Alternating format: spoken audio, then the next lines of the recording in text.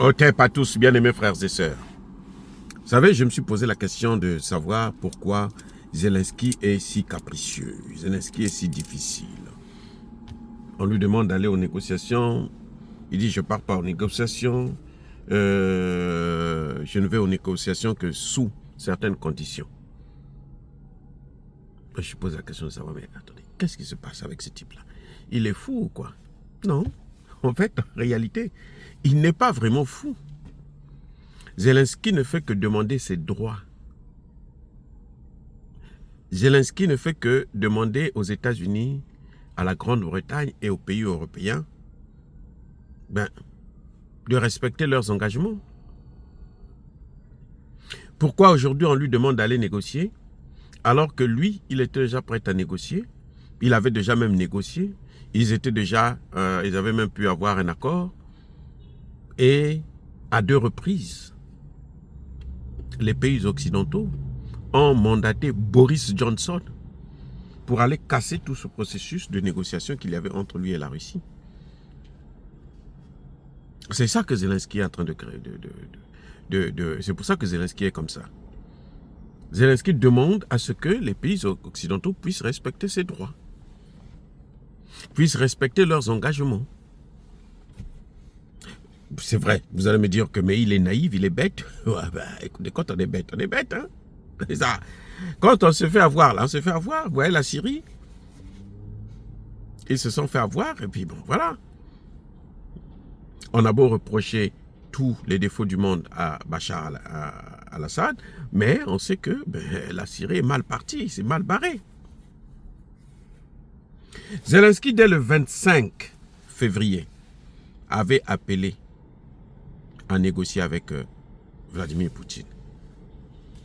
Le 25 février même, il a demandé à Poutine, il faut négocier. Nous voulons négocier pour arranger les problèmes rapidement et puis on arrête cette guerre entre nous frères. Les Occidentaux ont boycotté ça.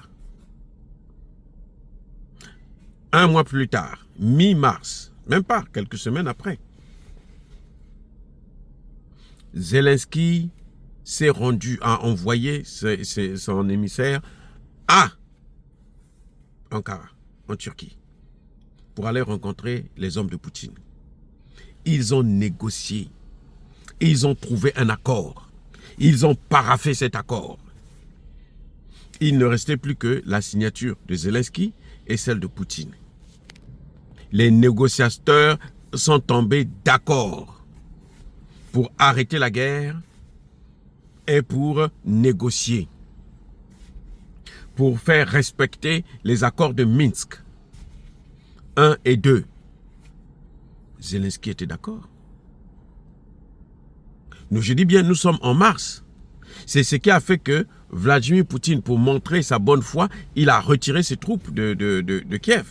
Les gens disent non, parce qu'il n'avait pas de force, il n'était pas capable. Non, il a retiré ses troupes pour justement revenir à la base, pour respecter, pour montrer qu'il est de bonne foi. Et Poutine était prêt à remettre tous les territoires.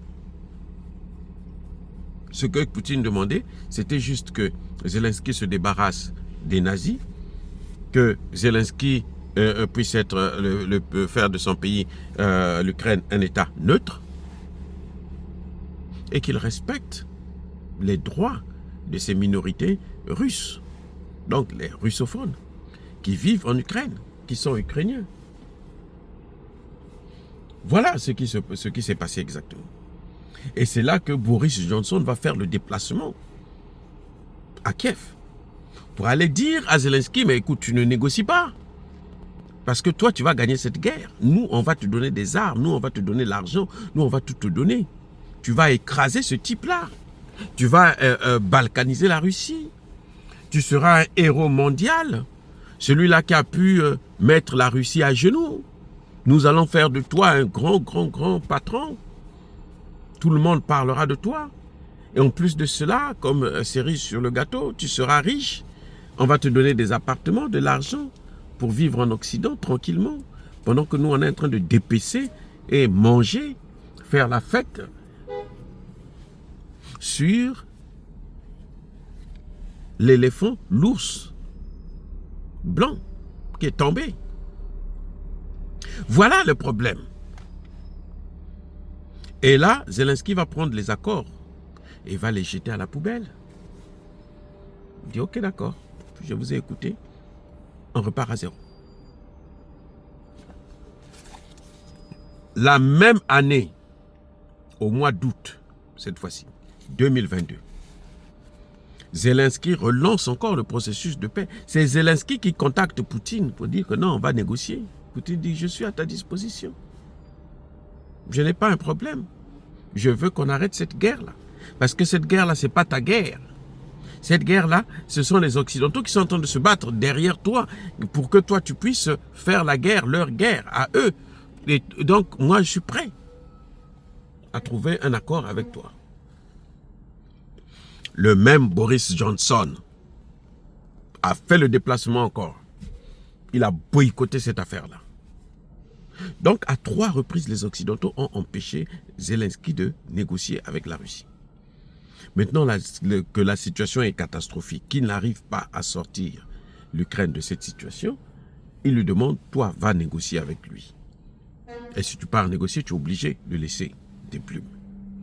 Parce que Poutine, maintenant, il dit non, je ne veux plus négocier avec lui, encore sur les mêmes bases. Parce que moi, j'ai perdu des hommes, j'ai perdu l'argent, j'ai perdu le matériel. J'ai perdu ma crédibilité. Je suis actuellement recherché par le monde entier. Je ne veux plus te faire cadeau.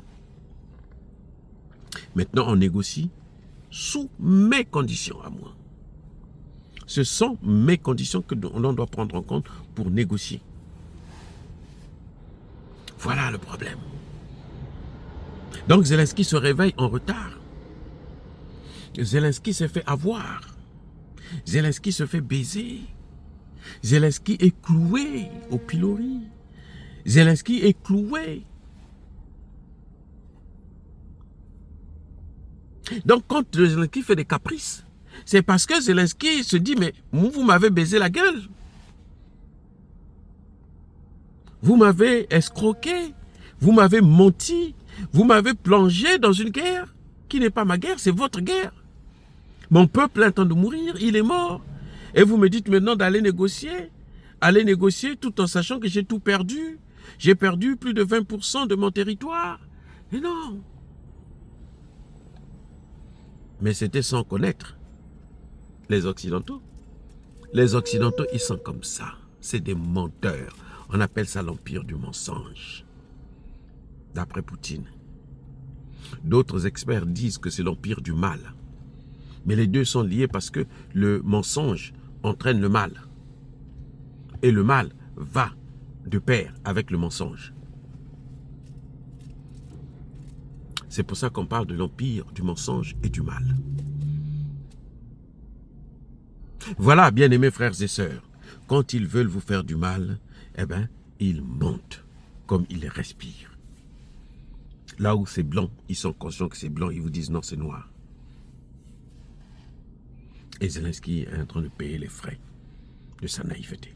Soyez bénis, abondamment bénis par le Dieu des Kémites et par nos ancêtres angélisés, mais que tous ceux qui persécutent le continent africain, le pillent, le déstabilisent, qu'ils soient noirs, blancs, chinois, arabes, juifs, indiens ou qui qu'ils soient punis, maudits, foudroyés, neutralisés, écrasés, effacés par le Dieu des Kémites et par nos ancêtres angélisés. Vive l'Afrique éternelle, j'ai dit et j'assume.